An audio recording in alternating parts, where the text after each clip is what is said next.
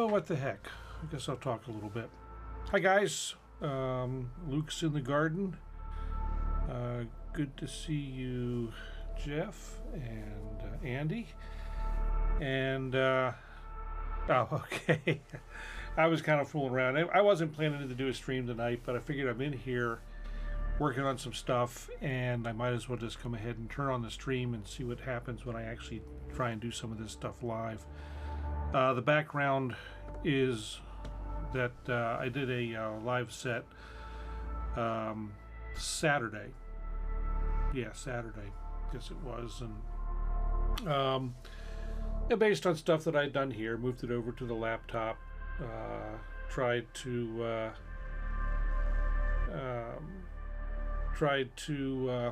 know, get through the day, and it all worked. Basically, I'm playing now the parts that I played on Saturday. But if you might remember, it was recorded, and there will be video eventually. I'm just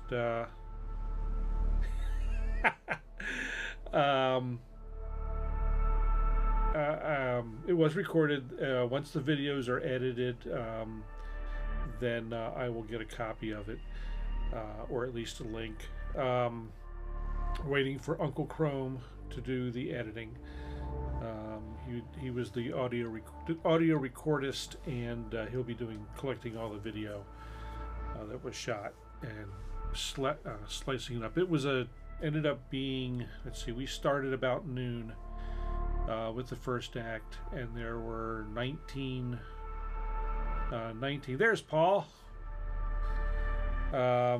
Just talking about you, and we're still not having the things show up right. So anyway, looking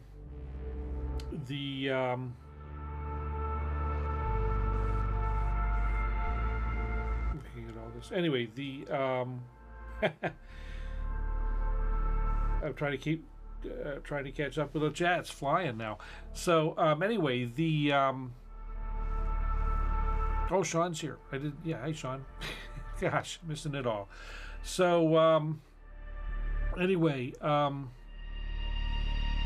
yeah, so Paul's going to be doing all the editing. It's going to take him forever. We had geez, what time did we wrap up? It was 9:30, quarter to 10 at night, something like that, by the time the last thing was the last performance ended. So it was a long day. I was smack dab in the middle. So like I said, when Paul gets it together and gets it done, I'll get a copy. So be interesting to see what I sounded like. It was almost 10. Yeah, it was late. It was a long day, but we had a great time. You know, we had a great time, and I was you know, my whole set, I was waiting for my laptop to blow a fuse and, you know, just give up, because my laptop is really horrible for music, and as it turns out, and so I was pushing it really hard. I had everything, almost everything that is up in this live set that we're using tonight, or that I'm using tonight, was running on my poor little laptop. And oh, good. That's good to know. At least that'll make your life a little easier, Paul. So anyway, in the show and in tonight, I had three different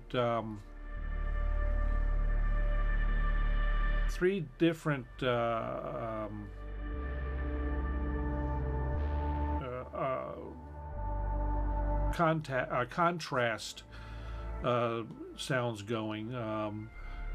All of them generated from photographs. So, whoops, that's the wrong thing. I want to be here.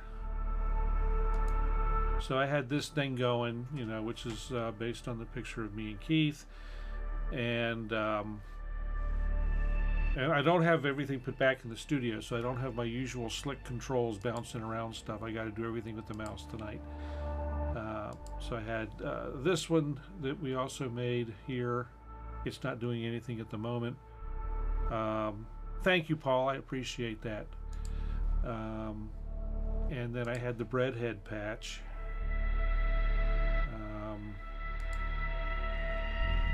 this guy, or the bread man in the moon made of bread patch, which was fun.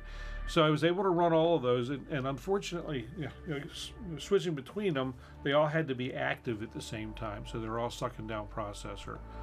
And then I had a track occult doing its thing, and so this is my modification of this data broth patch that I like. I made just some tweaks to it to make it fit and have a little more activity. Yeah, two theremin players. That was really cool. So, no, there's no granular going on. So you have missed a couple weeks or a few weeks, Andy. So we'll drop back over here to contrast. So contrast is a wavetable synth, but not your average wavetable synth. The wavetable is the photograph, and the things swirling and squiggling around on the screen are what's actually scanning through the wavetable. So that's that's eaten down a chunk of processor. I know that. And so during with 3 of these running, 2 idling and 1 active at any given time, the processor meter, so to speak, in Ableton Live was over here, when there's a problem, there's a CPU overload light that lights up. It was lit for pretty much my entire set, and I was expecting all the crackling and popping that comes along with that. So let's see. So that red face man that we that this patch is based on, Jeff found a picture of apparently people are they make a mask or a mold of their face, and then they bake a loaf of bread in there, and so the bread comes out with your face as the shape. And so I brought that picture into this synth and used it as a wavetable, and so it ends up sounding like we'll switch them over and make that guy stop and that guy.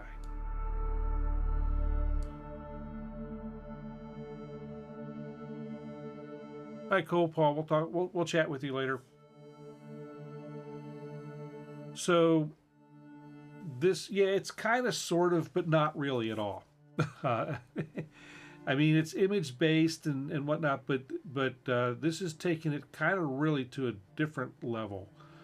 I did a couple of videos on it when it first came out a few weeks ago. But yeah, and what was interesting about this, at the same time that this was announced and released, who was it? Another company released a hardware synth that does kind of the same, or similarly same thing. So this is and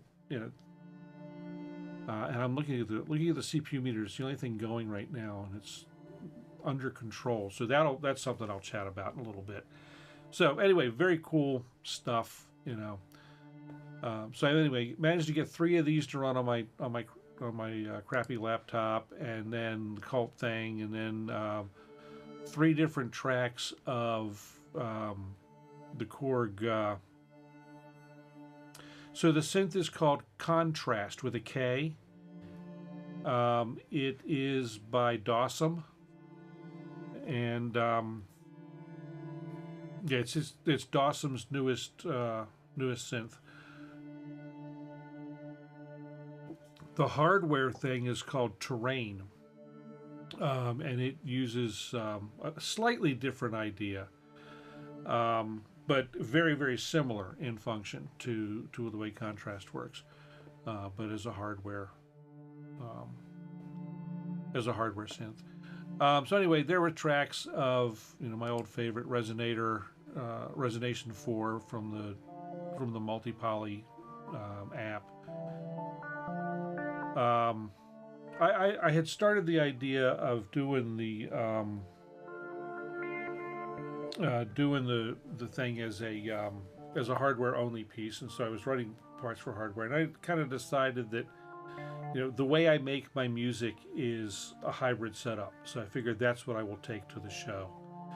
Yeah, Dawson's stuff is awesome. It's really the only way to describe it. And I think the only thing that he's come out with that I haven't really fallen in love with was one of his effects things called Hate, and I don't like it. I wouldn't say I hate it, but it just doesn't fit me. But I've got everything else that he's done there. It's all his stuff is really fantastic, and if you like what Hate does, it is really good. Just not my thing.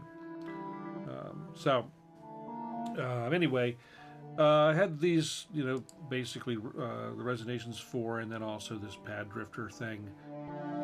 And all of these are patches that I've done, put together live on the stream over the last, little while that we've covered so far.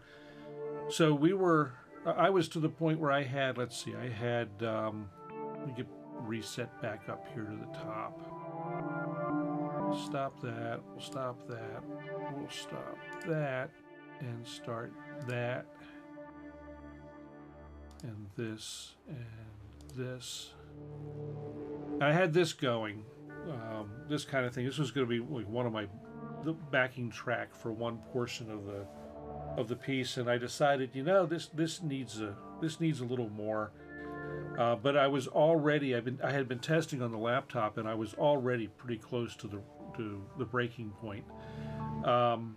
And so, but I said I really needed a bass and maybe some percussion. So, and then the other part of this was that, as I mentioned, I guess last week on the stream, I had decided to go ahead and order Omnisphere 3. And I ordered it. I ordered the box version because I didn't want to be distracted by it while I was getting set up for the live event. And sure enough, it came on Monday, like 2 days after I ordered it. So I had to load it up and I had to play with it, had to test it and whatnot. And Omnisphere is incredibly light on CPU. As it turns out, I was really surprised at how light it is.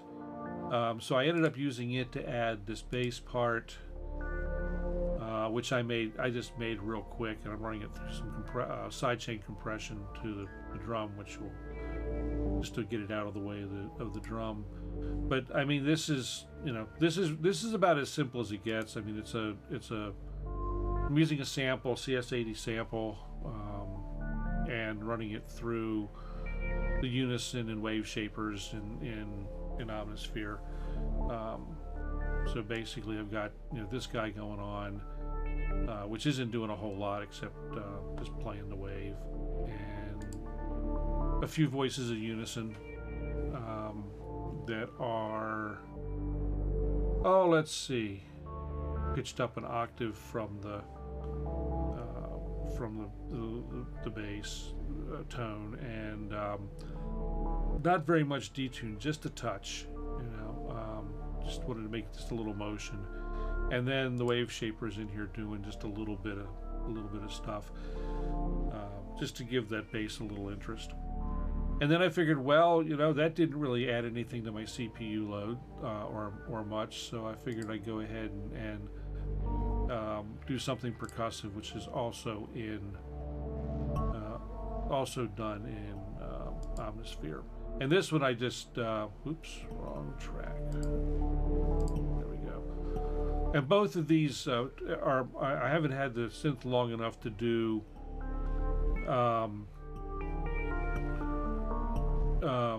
to really know a whole lot about how to do this. So these are really both modified presets that I did here. And that, oops, wrong one. I've got the percussion running through just a little bit of reverb. So this is just kind of a sequenced, not even a sequenced track really. It's just kind of a really basic thing, just to get some rhythm in there. So the O1W, yeah, that was a cool synth. Great wave shapers, you know, and really, Windows wants to run an update on my laptop again, my other laptop, one that I use here for, you know, stream monitoring and stuff. I've had it with Windows. I'm just so annoyed with Windows BS.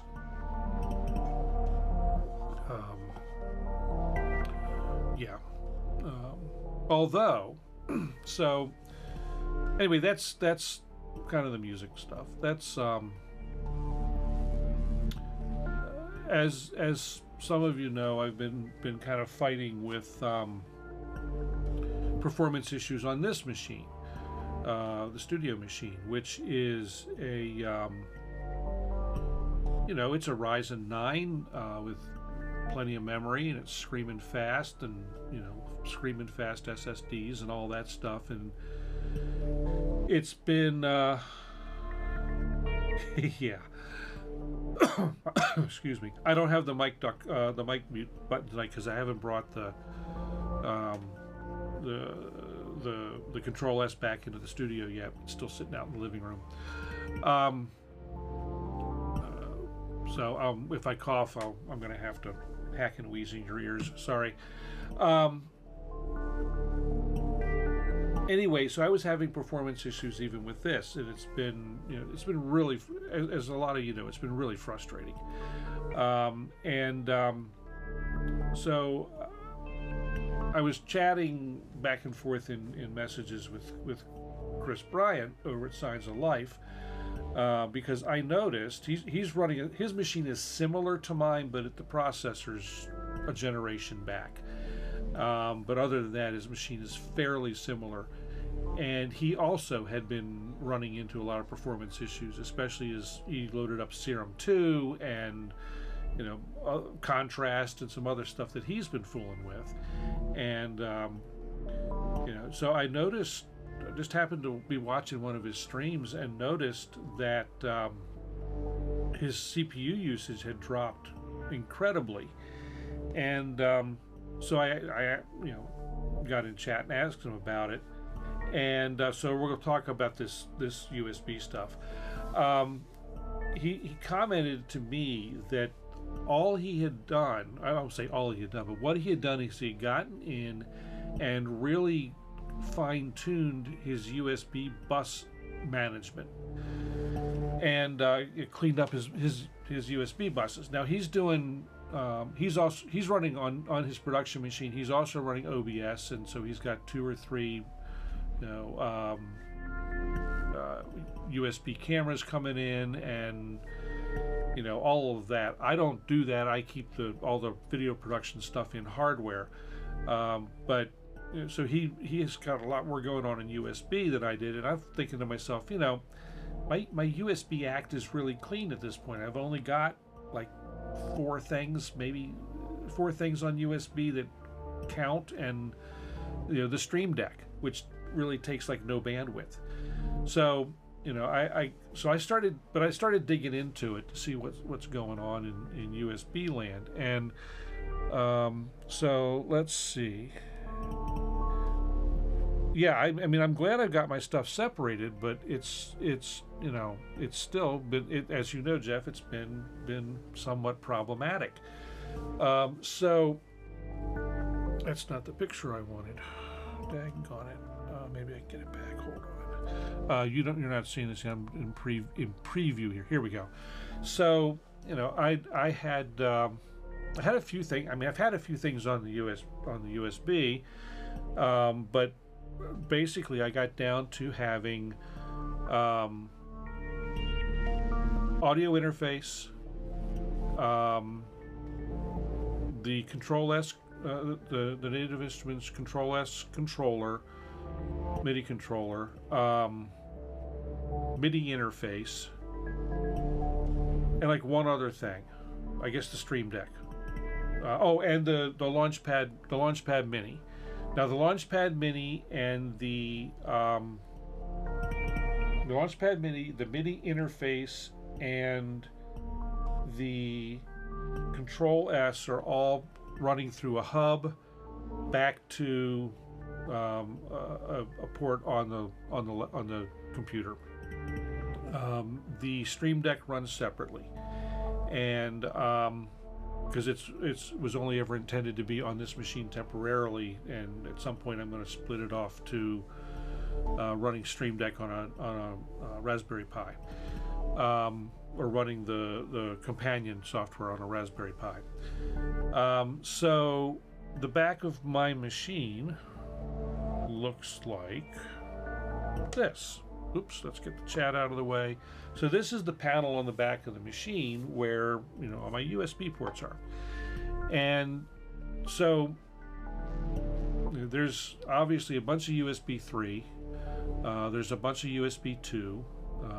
You know, and they're all the blue ones are you know, high speed, you know, USB 3. It's all USB 3.2. Except for the USB 2.0 stuff. And so on the USB 2 stack, I have a little dongle for my wireless keyboard and mouse. And really, that's all that's on USB 2 at this point. And I had this, you know, the other stuff kind of randomly plugged into USB 3 ports. And so I got to looking to see looking into USB and to see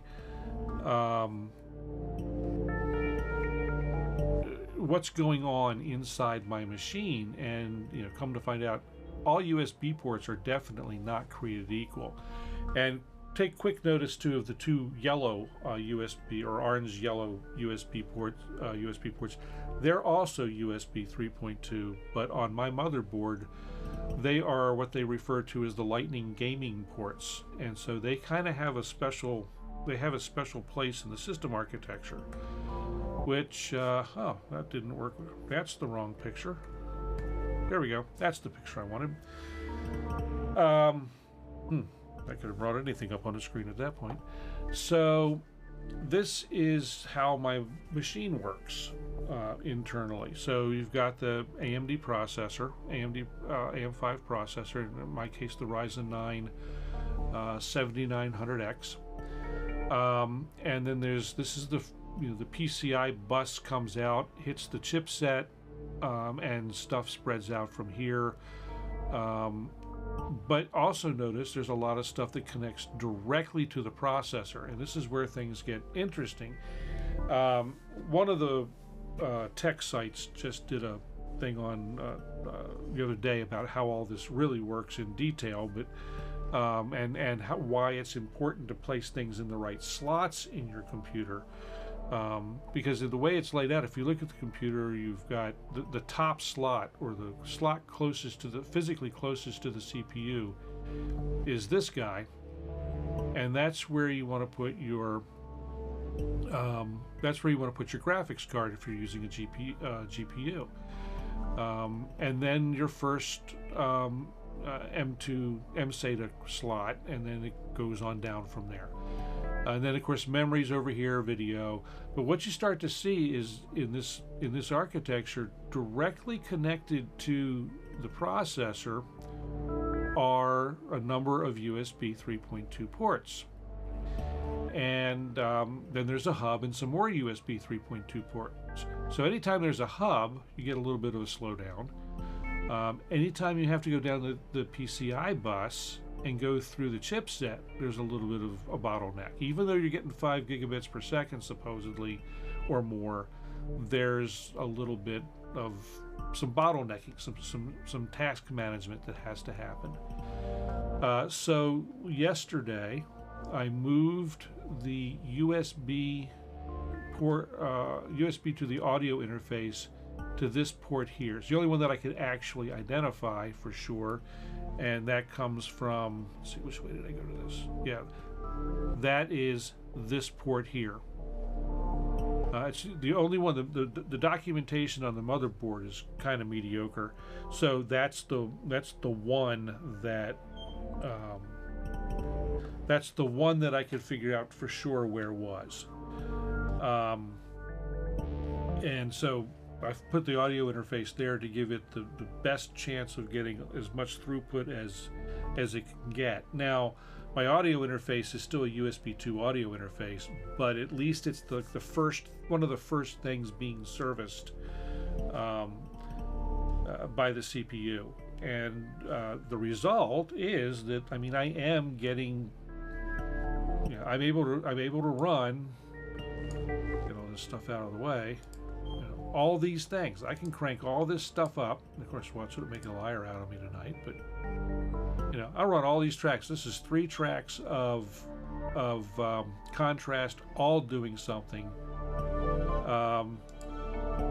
A track of cult, 3 tracks of the multi-poly native, and 2 tracks out of Omnisphere. And the things that are drawing the most use out of the CPU are the 3 wave or multi-poly tracks. But my CPU is hovering in averaging under 40%. And as some of you know, a couple weeks ago, this would have pegged this CPU. So what I learned is your USB configuration really does matter. It's not just about cores and speed of cores and all that kind of thing. Although if you read the Ableton Live documentation, you would believe that single core performance is one of the primary drivers in what makes Ableton Live not a big event. No big announcement, not yet.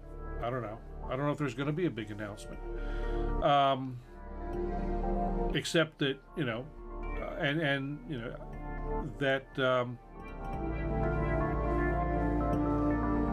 so Paul, just the big announcement that I rearranged the USB ports on my computer to fix some of the CPU overload issues.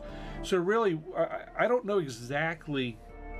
So what happened is I'm thinking that the port that I had the audio interface plugged into was one of the ones that was down in here off the chipset,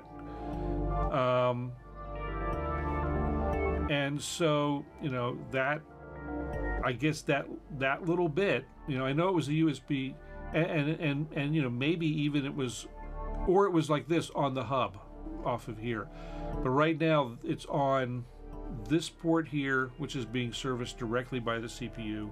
It is, and unlike a lot of ports, a lot of times you'll find these things that it comes in and it's 2 ports that are stacked, and because you see a lot of these, like over wherever they are, you get a lot of these things end up being stacked. Like this one here, this front USB is 2 ports, and so they're stacked. And we got these 2. Well, that's the Type C. The Type C is like maybe, no, it's not stacked with any. But anyway, you get them stacked up, So there's a couple of hubs inside the machine on the motherboard, and this one's got 4 ports, and so. Oh, I did not tell it to restart. Okay, well, and we're back. That was neat. I specifically told it not to restart now. Man, I hate Windows. So basically at this point the chat will have died because that's the computer the chat was running on. So we'll just take that away. I have no way to watch chat now. Let's see. What can I do?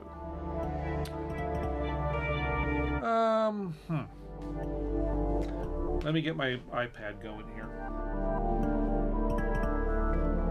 And get that looking at the stream. YouTube. No, where is the YouTube app on this thing?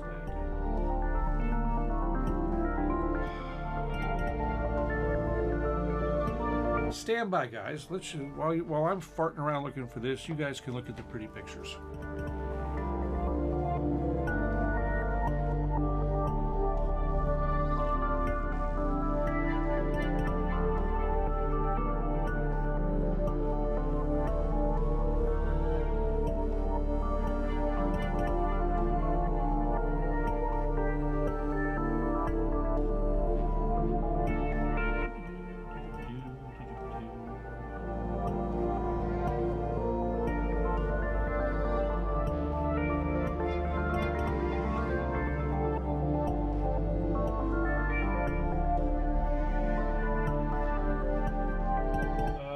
Almost there, guys.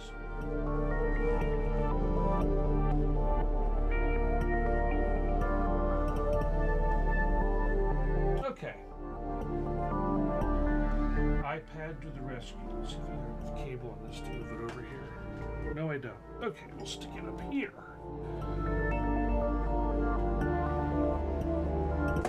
I'm 30% there on the updates that it decided it was going to run. Ugh.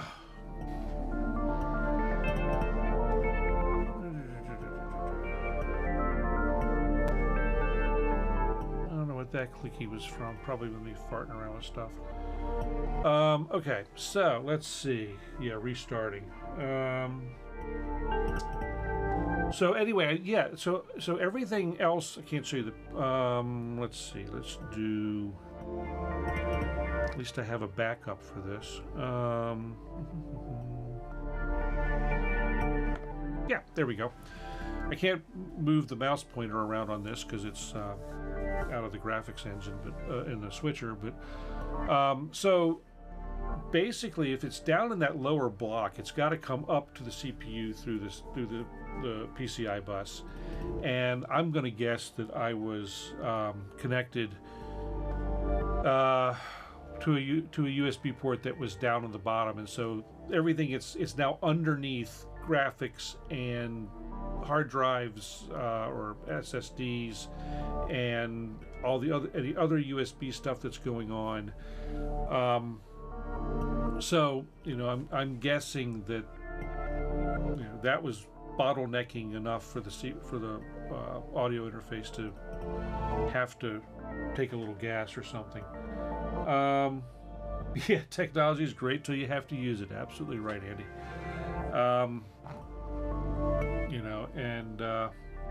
Yeah. So anyway, moving that around a bit has actually helped on the CPU usage. I still have some testing to do to see how well it's going to hold out, but we'll see how it goes. The laptop, however, I've got no real way to do this kind of cleanup kind of thing. I had the I did my best to try and prioritize where things went. Like for the show on Saturday, I used my Motu M4, which is it's USB 2, but it's got a USB-C port. So I plugged that into the USB-C, the USB 3 something, 3 dot whatever, USB-C port on the laptop.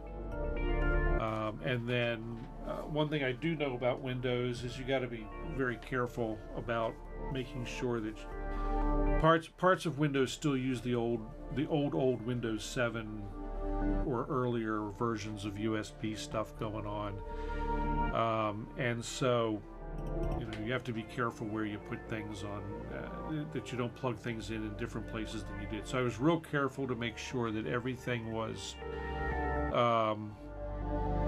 good. Okay. And yeah, that's right, Paul. Yeah, you were using one as well. They're great. They are great little interfaces. So I'm, part of me's, I'm still not super thrilled with the, yeah, but Linux Mint or Linux anything doesn't doesn't run Ableton Live or half the rest of the software that I use. You know, everyone goes Linux, Linux, Linux, but Linux is not an answer for most people. It really isn't. You know, if I were using it just for recording, then yeah, it would be fine, because there's any number of pieces of software that would do recording great on Linux.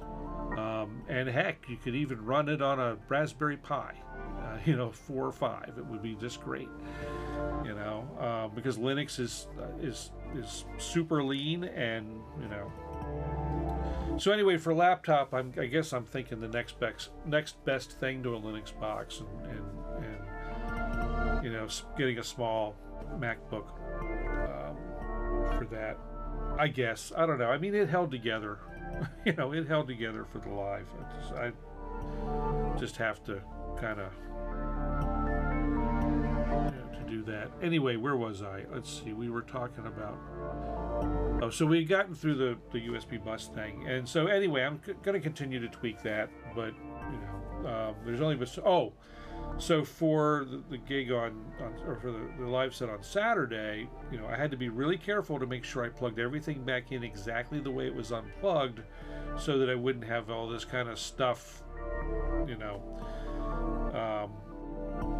fighting for itself, or getting, you know, in the old version of Windows MIDI, which is still being used. You know, every time you plug a MIDI device into it, it gets it takes up one of the 10 available slots, and then if you plug that same thing in another USB port, it grabs another slot, and so you have to be real careful, because you run out of 10 slots real fast. And yeah, to your point, Andy, yeah, Linux is cool. It's really neat, but you know, Linux will never. I don't think Linux will ever be accepted in the mainstream except in server applications and specific applications. It's not going to be accepted in the mainstream until Microsoft goes ahead and puts Office out for Linux.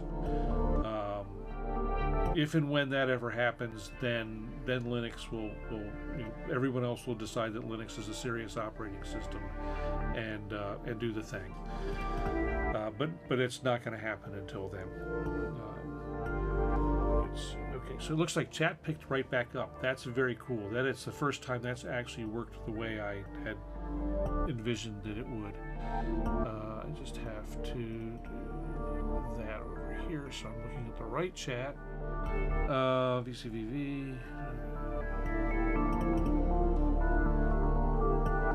Yeah, no, it's, you know, VCV runs on it. Yeah.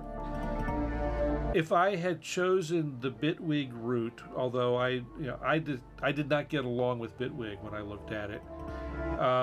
If I had gone the Bitwig route, then, you know, yeah, I could probably run Bitwig and many VSTs. Bitwig now supports many VSTs in Linux, so you know that might have been an option. But that's I don't get along well with Bitwig, so so there's that, as I tend to say, you know. I don't think Ableton is going to put port live to Linux anytime soon. I will say that now that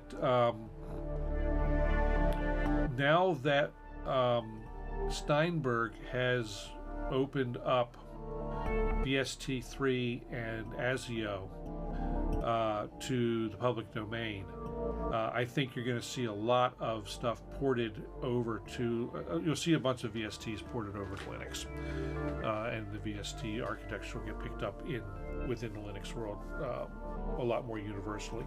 So Linux may, you know, become a much more viable platform for music. But I really don't want to relearn another operating system. So yeah, the VST3's open source is super cool. Same with ASIO, really. I mean, there's nothing really wrong with whatever the couple different flavors of audio interfacing for Linux, but ASIO is pretty universal, even though it's not great. You know, it does the job reliably, I guess, is what's important. Let's see. I am going to have to do a couple of things here. So anyway, the other thing that I've been fooling with, as I mentioned, I got Omnisphere. I have no idea what's up here on the screen. I got Omnisphere, and one of the cool things about Omnisphere, wasn't necessarily a purchasing decision, but it has the ability to use of a wide variety of synthesizers and keyboard controllers now, as almost like a native kind of situation. So it's almost like you are running your synth, and I'm stopping some stuff so I can play with this.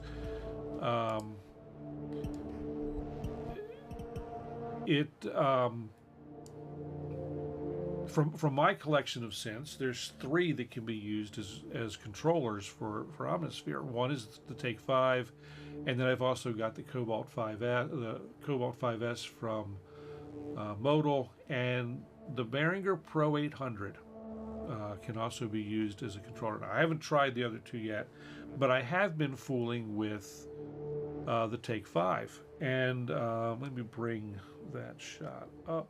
No, I can't do. So, Take 5 is sitting where the Control S usually sits right now. I can, and let's take this and get a little tighter shot. That's about as all I got in presets.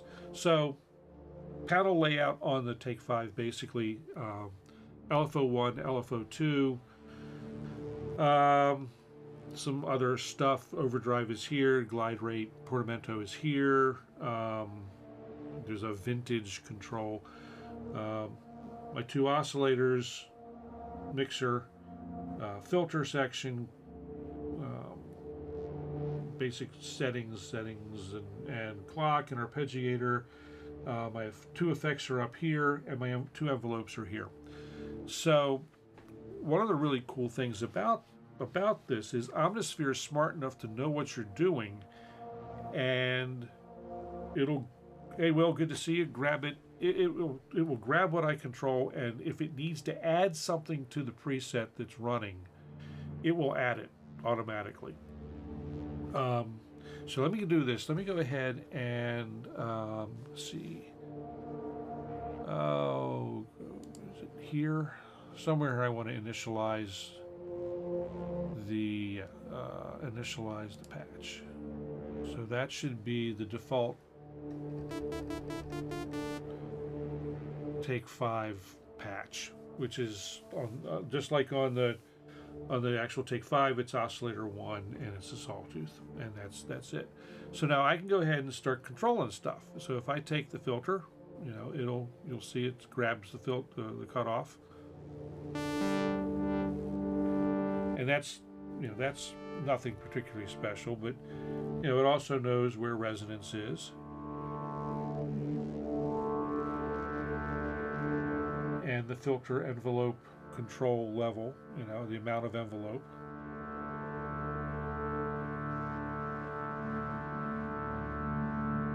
And both positive and negative, which is cool.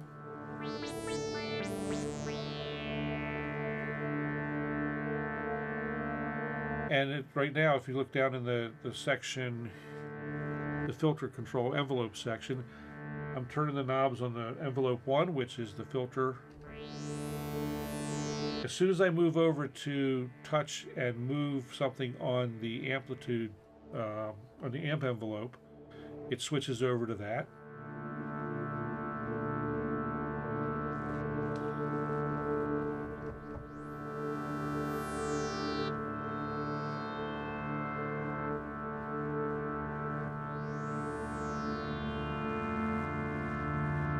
So it just picks all this stuff up automatically, which is just, it's just very cool. It's really slick, and it does this for 300 different controllers and synthesizers are in the list. I mean, it's ridiculous. You get in and you can go in here and drop this guy down, drop the hardware menu down. There's stuff from Access Virus. I don't even know who Acorn is. Acorn makes some you know, keyboard controllers, Akai stuff. Mostly their controllers, Alesis controllers, and oh, by the way, if you've got an Andromeda, it'll work that as well. From Arturia, we got all the key labs of all, you know, Mark 1s, Mark 2s, and original, and Mark 3s, beat steps, and some synthesizers. Matrix Brute's in there, Mini Freak is in there, the Mini Labs. There's a Mini Lab controllers, and even back to the original factory and player MIDI controllers. There's a couple of things I wish it had in this list. I would love it if it had the Polybrute in here, or even the Micro Freak. But you know, maybe one day they'll do that. I don't know. ASM, your Hydrasynth works. All this stuff from Behringer. This stuff. These guys down here are old keyboard controllers they used to make. But the UBXA and the Pro 800 and the DeepMind all have direct control. Stuff from Donner, for just under 5,000. Yeah, they can keep it for just under 5,000. I don't need it that badly. I'm trying to get rid of stuff. But anyway, all this from Modal, Argon 8, Cobalt 8, and that Cobalt 5S are listed. Native, we've got all of the complete controls and the machine stuff. There's a little. I will say I'm not. The integration with the Native Instruments stuff is not as smooth as I would like it to be, but you know that may change one day. Because a lot of these are new. Nectar controllers, Nord leads, and Nord stage, Nord wave, a bunch of Novation stuff. All controllers. Let's see, was the base station on here? Yeah, base station 2, circuit, you know, all kinds of stuff in there. It goes on and on and on. You know, it doesn't have the newest Yamaha Modi X's yet. I'm sure they'll be coming very soon because they're going to be huge. But you know, Udo stuff, just all kinds of the sledge, Paul. We can directly control Omnisphere with the sledge. And what's interesting about this, the way these setups work, is that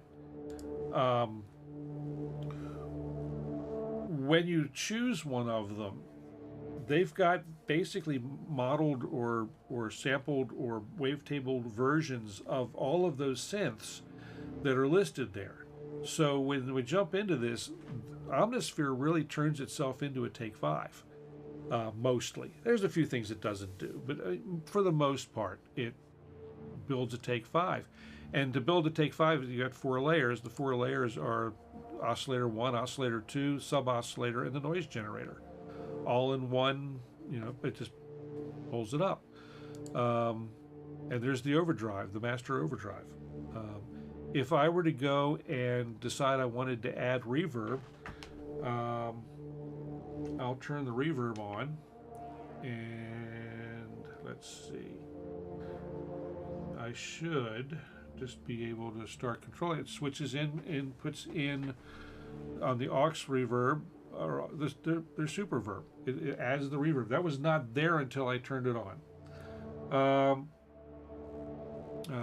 All right, Andy, thanks for stopping by. Good to talk to you. We'll chat soon, or at some point.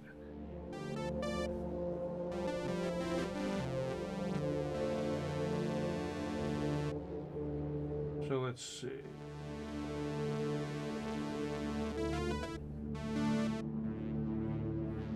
I did something wrong. That doesn't surprise me.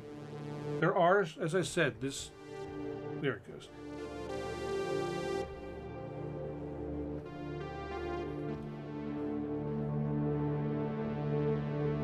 I will say that, as I mentioned, sometimes there's some things that are a little quirky about it. It doesn't always do exactly what I expect it's going to do.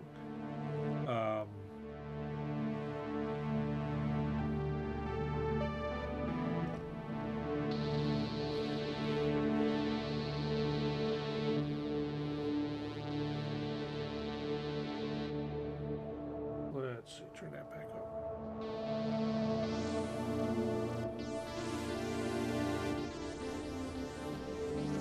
So I've run into a few instances where it does some things that kind of surprise me.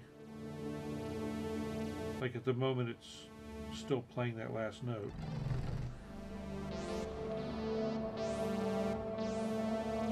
So I do get some stuck notes and things occasionally, which are kind of weird. So anyway, I'm kind of documenting some of the weirdness that I find. I'll send it over to the folks at Spectrasonics once I get some stuff. Once I can get to a point where I know that I can reproduce things reliably. But anyway, I think that's a really cool feature. It's I'm just started to fool with that yesterday, actually. So learning that, but you can build a whole patch and save it. And now the interesting thing is, you're not hearing when I'm doing this. You're not hearing any sound from the synth itself. This is all being generated by Omnisphere, and it,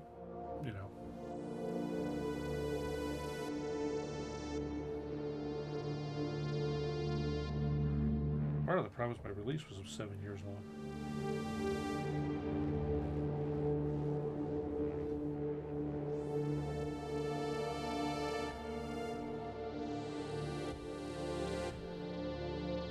One thing I don't like about the way this works, though, is you have to connect the synth that you're using or the device that you're using for control via USB. It won't take it over MIDI, even if like on the Pro 800, for instance, every knob, every switch, every button, every feature sends MIDI and receives MIDI. So you don't. In order to capture the data, you don't have to use USB. That's really weird.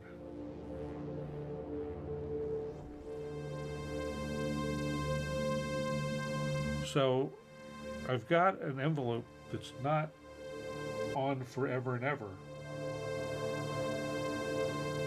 And my hold is not. I don't have a sustain pedal hooked up, and the hold button is not pressed. So a bug, As soon as I touch the release knob, it calms down. So it's like if I'm doing. I'll get the chat out of the way.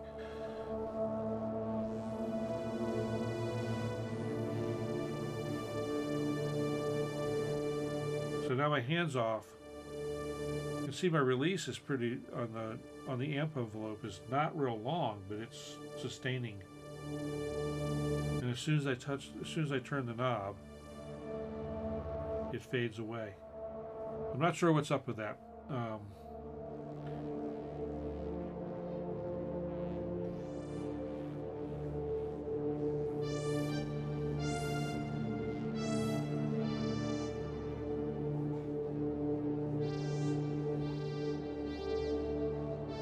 That's really weird.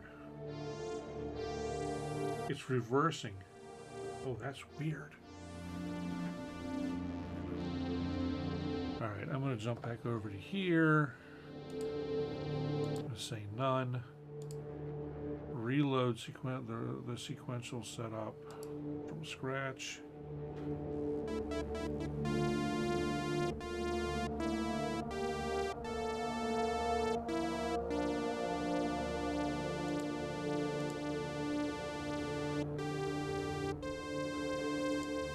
Oh, that's a neat trick.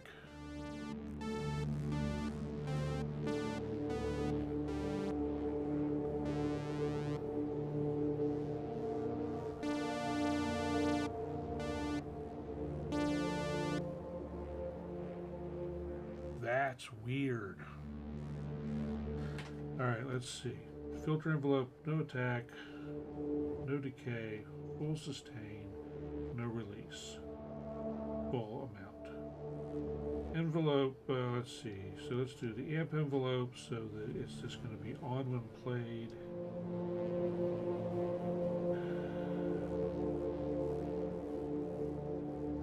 I don't know why it's turning limiter. I'm not sure what's up with that.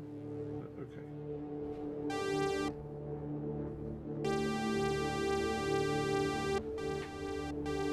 So just so you can see what's going on here, let me pick that back up. So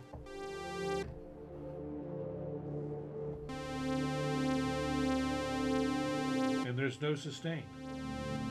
Turn that off. Same thing with the velocity turned off.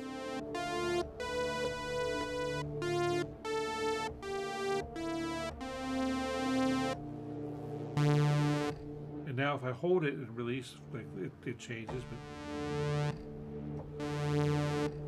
that's really strange.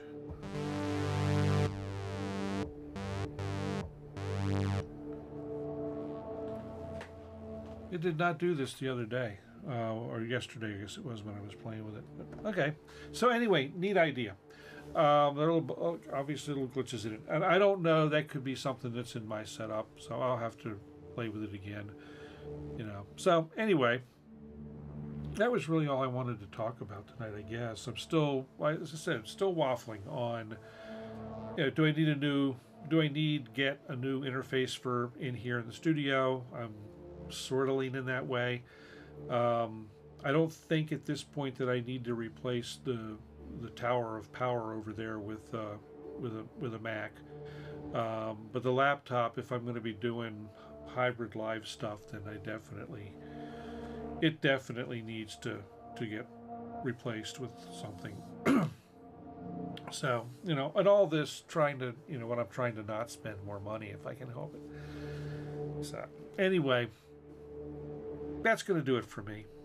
Thanks for stopping by, folks. I'm going to go to bed.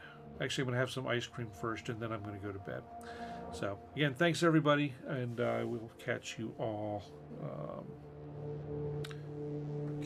later. Thanks.